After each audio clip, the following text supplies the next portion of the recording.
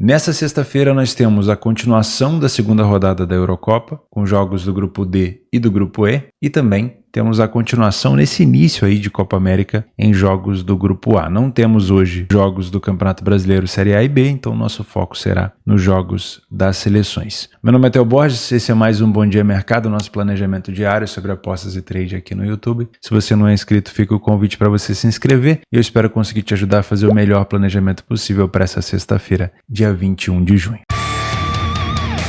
Começamos o nosso planejamento às 10 horas da manhã no jogo do grupo E entre Eslováquia e Ucrânia. Nesse grupo também estão presentes a Bélgica e a Romênia. Bom, a Romênia que venceu a Ucrânia e a Bélgica que perdeu para a Eslováquia. Um aviso antes, é muito provável que você escute algum barulho aqui de obra aqui atrás. Eu tirei um pouco a sensibilidade do microfone porque já não faz tanto sentido deixar ele numa acústica tão grande, mas hoje, especificamente hoje, tem bastante batuque aqui. Então, você escutar alguma coisa no fundo, você já sabe, tá? Essa é uma rodada muito importante para a Ucrânia, porque quem enfrenta o Tubarão, quem enfrenta o favorito nesse grupo na última rodada é a Ucrânia. E a Ucrânia já vem com um saldo de gol ruim, menos 3 gols e com uma derrota. Então a situação da Ucrânia é bem mais complexa. É verdade que nós temos classificação dos melhores terceiros colocados. Nesse momento nós temos a Ucrânia na 4ª colocação e realmente a 3ª colocação não seria uma situação tão ruim. Lembrando que sim, que os 4 melhores terceiros colocados se classificam. Vamos dar uma olhada hoje quem são os 4 melhores terceiros colocados. Eslovênia, Albânia, Escócia e Polônia. São os 3, vamos dizer assim, melhores colocados. A Eslovênia tem apenas um jogo disputado, a Albânia e a Escócia já tem 2 jogos, Polônia tem um jogo. Porém, isso aqui pode variar muito e de nada adianta aqui se você ficar na 4ª colocação, né? Então você pode sim tentar se classificar por aqui, mas se classificando por aqui, a única certeza que você tem é que você vai enfrentar adversários bem mais difíceis na próxima fase. Isso se você conseguir de fato ficar dentro dessa zona aqui de classificação. Então, para a Ucrânia, esse jogo contra a Eslováquia é importantíssimo, porque se a Ucrânia perder novamente, ela provavelmente vai ter mais um problema com o saldo e vai ter que vencer a seleção da Bélgica no final para tentar buscar pelo menos uma 3ª colocação. É uma pressão muito grande. E de novo, a Ucrânia vai ser obrigada a jogar fora das suas características. Qual que é a característica de conforto da Ucrânia? Jogar reativo, chama o adversário e depois parte para cima, né? Contra a equipe da Romênia, a Romênia também joga dessa maneira e a Romênia propôs para que a Ucrânia fizesse isso. A Romênia não fez questão da posse da bola. Então a Ucrânia tentou fazer um jogo propositivo. O que aconteceu quando a Ucrânia tentou fazer isso? Vamos relembrar aqui, ó. Romênia e Ucrânia. Olha só, a Romênia teve pouquíssima posse de bola, a Ucrânia que está aqui com o gráfico azul teve um domínio maior do jogo, porém não conseguia finalizar no gol, principalmente no primeiro tempo, e a Romênia foi extremamente efetiva no jogo reativo. A Ucrânia jogou fora do seu jogo confortável, teve que propor, e geralmente, a gente estudou isso aqui antes, geralmente quando a Ucrânia tem que propor jogo, ela sofre, ela tem dificuldade defensiva.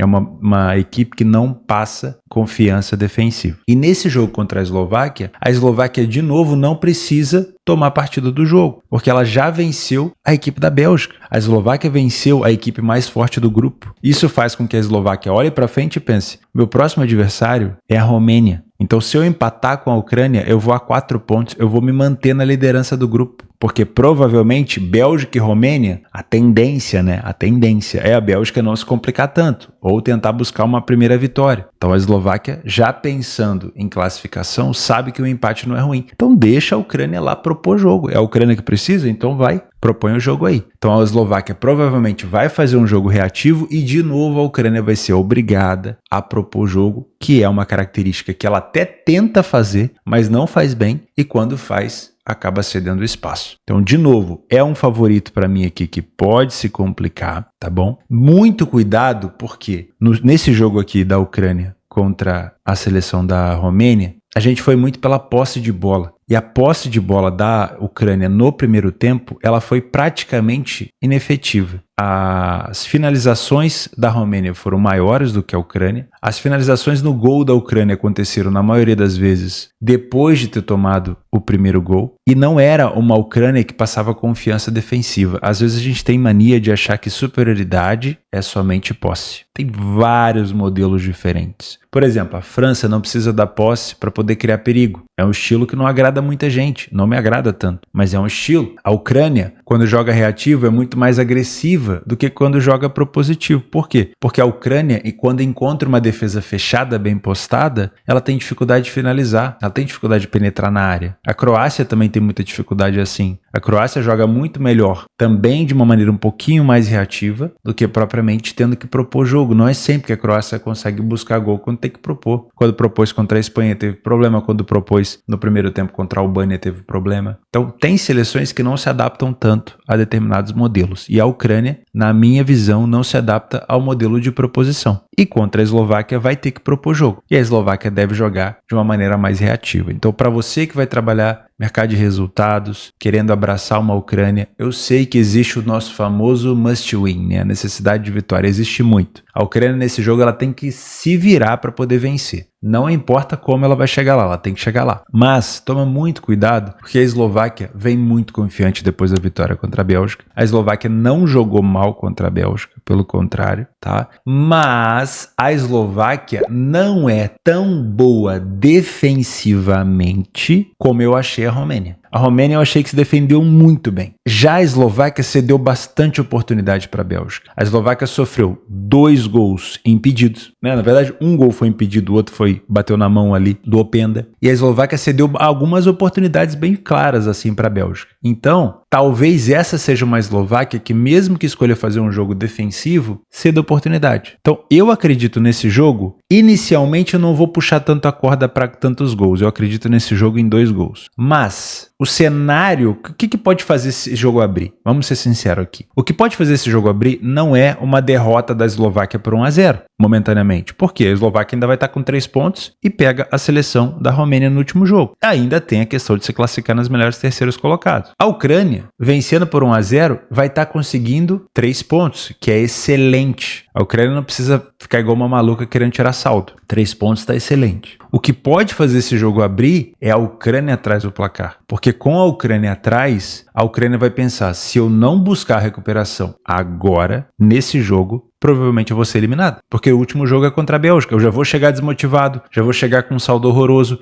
e eu vou ter que vencer a favorita do grupo. Então, a Eslováquia na frente vai fazer com que a Ucrânia tenha um comportamento agressivo. O que a gente tem que só visualizar antes de se posicionar em gols nesse cenário da Ucrânia perdendo? A Eslováquia tem interesse em contra-atacar ou não? Porque se ela não tiver interesse em contra-atacar, se ela só quiser se defender, talvez tenha mais valor para a gente tentar buscar um empate da Ucrânia do que propriamente uma situação para gols, ok? Mas tem potencial nesse jogo para gols, tem potencial, certo? E a Ucrânia tendo que propor jogo, ela pode se complicar. Mas defensivamente, anota isso daí, defensivamente eu achei a Eslováquia mais frágil que a Romênia. E eu não duvido que a Ucrânia consiga o seu primeiro gol aqui na competição para cima da Eslováquia. Eu vou ficar de olho aqui, ó, no ambas marcam, tá? Eu não trabalho esse mercado, mas eu ficaria de olho aqui, porque a Ucrânia não defende bem, vai ter que se expor, mas a defesa da Eslováquia já poderia ter tomado um gol nessa competição, certo? 1h a Polônia enfrenta a Áustria. Aqui a interpretação é muito importante também, porque nesse grupo a gente não tem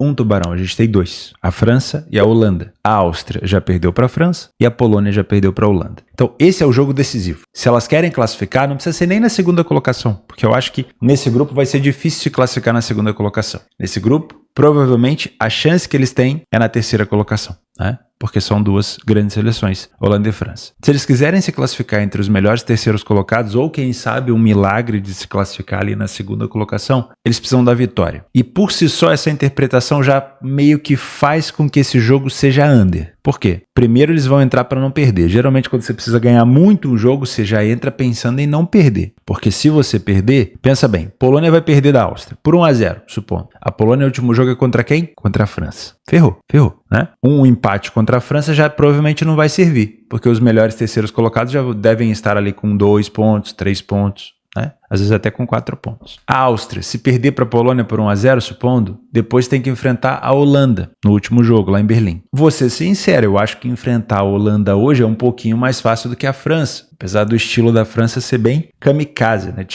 chamar o adversário para cima. O Deschamps tem essa. Mas ainda assim é uma situação difícil. Você tem que vencer a Holanda para poder ter chance. É uma obrigação. E aí a Holanda vai chegar leve, pode fazer até um jogo reativo e pode te complicar. Então esse é o jogo. Se você quer ter chance de se classificar, esse é o jogo. E aí me parece um jogo que tende a ser mais truncado. Eu não duvido que nesse cenário de 0-0, até acontecer o primeiro gol, a gente acabe tendo realmente um jogo mais truncado, mais under. Tem potencial nesse jogo? Vai depender muito da equipe que marcou o gol. Se é que a gente vai ter gol, né? A gente pode ter um 0-0 aqui, óbvio.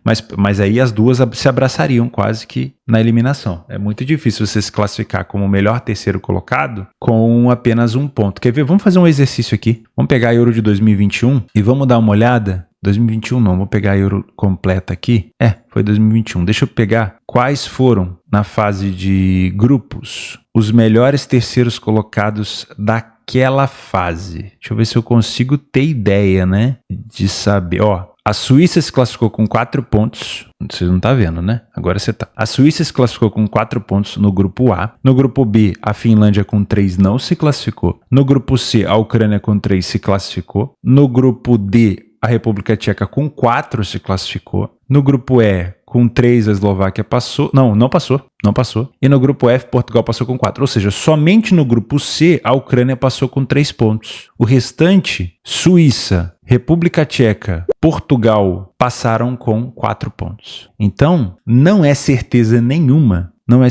Aliás, é praticamente impossível você imaginar uma classificação estando com 1 ponto. Então, empatar esse jogo aqui para as duas seleções é uma merda. É uma situação de merda. E aí abre o precedente da seguinte maneira. Talvez seja um bom jogo de correção de preço, de troca de superioridade. A Polônia pode ter ali um bom início. A Áustria depois pode melhorar. Você pode ter uma condição de comprar posições contra uma ou outra seleção no trade. Mas se você está pensando em se abraçar em uma das duas ou em trabalhar gols, pode ser mais difícil porque depende muito do comportamento da equipe que marcou. Por exemplo, vamos supor que você acredita que a Áustria é favorita, né? Tá com uma cotação mais baixa aqui. Realmente eu acho que a Áustria tecnicamente é melhor. Mas a Ucrânia fez bons amistosos antes da Euro, tá? E não fez um jogo ruim contra a Holanda no início. Supondo que você entre a favor da Áustria. Do que adianta você tentar buscar uma vitória da Áustria se, depois do primeiro gol, a Áustria recua completamente, só pensando em se defender? É muito mais fácil tomar um gol dessa maneira, né? Tem acontecido muito. A Dinamarca tomou gol no final, a Inglaterra quase tomou gol da Sérvia no final, a Croácia se complicou no final. Você chamar o adversário para cima é mais complexo. Então, eu tomaria muito cuidado para buscar esse cenário de gols se a equipe que está na frente não tiver interesse de contra-atacar, e também esse cenário de resultado final se a equipe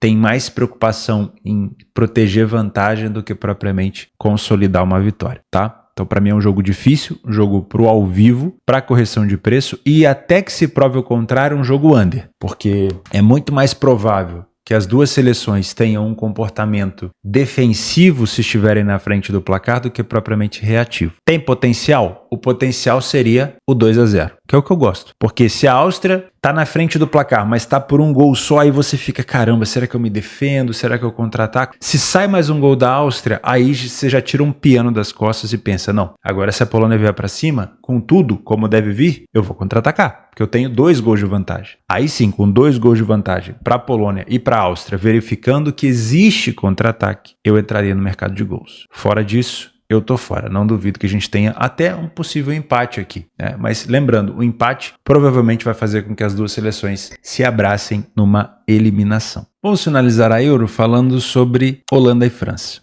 Talvez o grande confronto do dia em relação à expectativa, mas um jogo tão difícil quanto Polônia e Áustria. E a situação aqui é a seguinte: as duas seleções têm 3 pontos, um empate não é um resultado ruim para as duas seleções, não estou dizendo que elas vão se abraçar no empate, mas não é um resultado ruim, e as duas seleções enfrentam adversários mais acessíveis, entre aspas, na última rodada. Claro, a Holanda tem o seu risco, né? Porque a Holanda tem 3 pontos, mas se a Áustria vence a seleção da Polônia e a França vence a Holanda, aí a Holanda já fica ali de calça na mão no último jogo, certo? porque a Áustria pode vencer a Polônia numa situação de, não vou dizer nem de zebra na última rodada, e aí pode ser que a Holanda tenha que se classificar, torcer para se classificar como melhor terceira colocada com 3 pontos. E a gente já viu na competição de 2021 que somente uma seleção com 3 pontos se classificou nos melhores terceiros colocados. Então, sinceramente, não é bom para a Holanda perder esse jogo aqui. Para a França, eu acho que enfrentando a Polônia na última rodada, eu acho que dá para tentar buscar uma vitória, né? E por que eu acho que esse jogo é muito mais difícil para a Holanda do que aparenta? Não é à toa que a França é favorita. Primeiro que a França joga de uma maneira kamikaze. Eu não sou fã, mas o que a minha opinião importa, né? Eu não sou fã do estilo do Deschamps, porque ele chama a seleção para cima do adversário para ter a sua velocidade. O Mbappé, o Dembélé, todo esse estilo de jogo agressivo da França, ele é,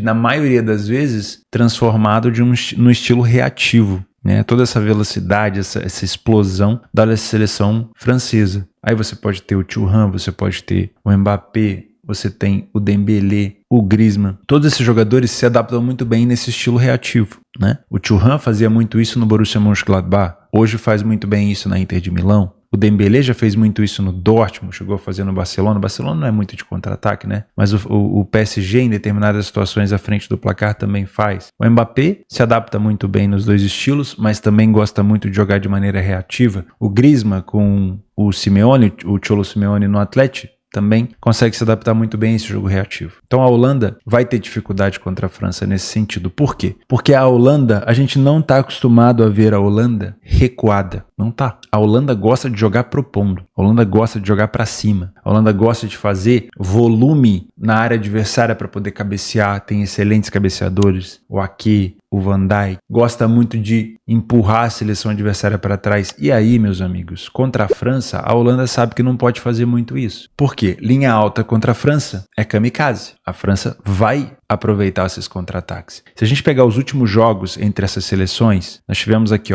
um 2-1 da França. São dois modelos. A França foi visitar a Holanda nas eliminatórias e jogou propositivo, ou seja, nesse jogo a Holanda tentou fazer um jogo um pouco mais reativo. Deu certo? Não deu certo. Nesse jogo fora de casa, a Holanda falou assim, não, nesse jogo eu vou tentar fazer um jogo um pouco mais propositivo, vou tentar ter um pouco mais de bola. Deu certo? Também não. Então, para a Holanda vai ter que saber muito bem temperar essa questão da linha alta ou linha baixa para não ficar nem tão exposta com uma linha muito alta, nem tão recuada com uma linha muito baixa. Porque recuada, a Holanda vai ter dificuldade de criar perigo, porque o seu estilo é mais propositivo. E avançada, a Holanda vai criar perigo, mas também vai sofrer. O termômetro nesse jogo, para a gente imaginar se é um jogo para over ou um jogo morno, é justamente a linha defensiva da Holanda. Se você observar no início do jogo que a Holanda decidiu fazer um jogo propositivo, que a linha defensiva da Holanda está alta dentro de campo, está mais próxima do meio campo, pode ter certeza que a gente vai ter um jogo para over. Não necessariamente que os gols vão sair, mas que as oportunidades vão estar ali. É igual o jogo da França contra a Áustria. 1-0 ficou extremamente barato. Por quê? Porque a França teve, no mínimo, 3 grandes chances de poder fazer mais um gol. E ficou só 1-0. Então, era o jogo over pra caramba esse aqui, entre Áustria e França. Mas acabou não saindo mais gols. Mas a oportunidade teve. Então, se a Holanda definir uma linha alta, primeiro, vai ser um péssimo jogo para trabalhar match odds, para trabalhar resultado final. Porque imagina só, você vai ver a Holanda com a posse, criando perigo, vai querer trabalhar contra a França, mas sabe que do lado da França tem Griezmann, Mbappé, Thuram, Dembélé. Não vale a pena se expor. É melhor trabalhar gols, certo? É um jogo perigoso. Ótimo jogo para você mamar um gol, né? Agora, a Holanda tentando fazer um jogo, presta atenção, a Holanda tentando fazer um jogo mais recuado, o que vai acontecer com a Holanda? Mais ou menos a mesma coisa que acontece com a Ucrânia, que é você sair do seu estilo de jogo para tentar não facilitar para o seu adversário e aí você acaba cedendo ainda mais lacuna. Porque quem não faz bem uma coisa vai acabar cedendo espaço na outra. Não adianta. A Holanda joga muito melhor propondo o jogo, então ela vai jogar de maneira reativa para poder dificultar a vida da França. Mas ela faz um bom jogo reativo? Nem sempre. Mas ela sabe se fechar muito bem? Sim. Se defender, a Holanda sabe. Então, talvez a Holanda fazendo um jogo defensivo torne esse jogo mais under. Porque a Holanda tem bons zagueiros, mas aí o jogo reativo talvez não apareça tanto. E o jogo da França propositivo é bom, mas o reativo é o que eles gostam. O Deschamps gosta de jogar de maneira reativa. Então, a Holanda com linha avançada torna esse jogo com potencial para over. E aí o 2,5 pode ser bem interessante, até porque, como as duas seleções já venceram os seus primeiros jogos, é um jogo mais tranquilo. E aí pode ter uma pirotecnia aqui. Agora, a Holanda jogando com linha baixa, a gente pode ter um jogo mais under, porque a França vai ter que jogar propondo, que ela não é muito assim, não gosta tanto. A Holanda vai ter que jogar reativa, mais defensiva, também não é muito o estilo dela, mas ela consegue se defender, tem bons zagueiros. E esse jogo só vai tender a abrir, só tem potencial para abrir se, por exemplo, a França sair na frente, né? Então a Holanda jogando defensiva sai atrás do placar, aí sim, talvez nesse cenário a gente tenha um potencial de gols. Mas enquanto tiver no 0-0 com a Holanda defensiva sem sofrer gol, aí não faz muito sentido se posicionar em gols por aqui. Para mim, que sou um trader, eu vou ficar longe desse jogo em relação a match odds se a Holanda decidir fazer um jogo ofensivo. É muito mais fácil para mim olhar para o mercado de gols, tá? Para uma longa exposição e tudo mais. Agora, se a Holanda fizer um jogo defensivo, talvez seja um jogo interessante para se posicionar, porque a Holanda vai tentar algumas coisas nos contra-ataques, mas o grande forte da Holanda mesmo é um jogo propositivo, então ela vai estar um pouco mais fora do seu contexto, tá? O que eu gostaria nesse jogo? Para trabalhar um cenário ainda melhor para gols, porque eu também gosto de trabalhar gols, seria a França abrindo o placar cedo. Quanto mais cedo a França abrir o placar, a gente já viu isso contra a Áustria, não foi tão cedo assim, mas a gente já viu isso, a França aproveita contra-ataque. E a Holanda sabe que perder para a França com apenas 3 pontos e correndo o risco de perder para a Áustria, a classificação pode estar ameaçada. Então, talvez se expor um pouco mais contra a França seja mais negócio do que largar para a última partida contra a Áustria, certo? Porém, tem aquela questão do resultado cruzado, e vale a pena a gente prestar atenção nisso. Quando França e Holanda entrarem em campo, eles já vão saber o resultado de Polônia e Áustria. Se rolou uma vitória da Polônia por lá, é um resultado muito melhor para a Holanda, que pega a Áustria, que vai ter 0 pontos. Então a Holanda poderia, pegar uma equipe praticamente já desesperada. Agora, se a Áustria venceu o seu jogo, aí o comportamento da Holanda aqui talvez seja ainda mais agressivo do que a gente está imaginando. Então fica de olho nesse jogo aqui das 13 horas, para você já imaginar qual vai ser o comportamento das duas seleções aqui. Uma vitória da Polônia torna a França um pouco mais agressiva. Uma vitória da Áustria torna a Holanda um pouco mais agressiva. Tudo isso pensando na última rodada, tá bom? Eu venho para trabalhar ao vivo e é como eu falei, se a Holanda quiser fazer um jogo propositivo, a França tem mais chance. Agora, se a Holanda quiser fazer um jogo defensivo, talvez a França acabe se complicando por aqui, tá bom? Jogo bem difícil, na minha opinião. Um ótimo jogo para se tomar um prejuízo. Tomara que não. O último jogo do dia é entre Peru e Chile na Copa América. O horário não me ajuda tanto, porque eu tenho ficado muito cansado trabalhando da Euro. Tô gravando esse BDM agora, 8 horas da manhã da quinta-feira. Daqui a pouco começa a Eslovênia e Sérvia, então eu tenho trabalhado todos os jogos da Euro. Não tenho deixado faltar nenhum BDM aqui para vocês. Também tenho tentado acompanhar alguns jogos do Campeonato Brasileiro. E a Copa América vai ser um problema para mim, principalmente esses jogos mais tarde, né? Mas eu vou tentar acompanhar na medida do possível. Nesse momento ainda nem aconteceu a estreia da Argentina contra o Canadá, mas eu quero acompanhar, nem que seja num compacto depois. Mas por enquanto, todos esses jogos do início da Copa América serão jogos que eu vou analisar um pouco mais assim de fora do mercado, tá? Eu sei que o Chile é favorito sim contra a seleção peruana, mas deixa eu dar uma olhada aqui como que foi, ou como que está sendo, as eliminatórias da Copa do Mundo, que isso é uma situação importante para a gente saber como chegam as duas seleções, né? Vou pegar aqui o Chile e a seleção peruana.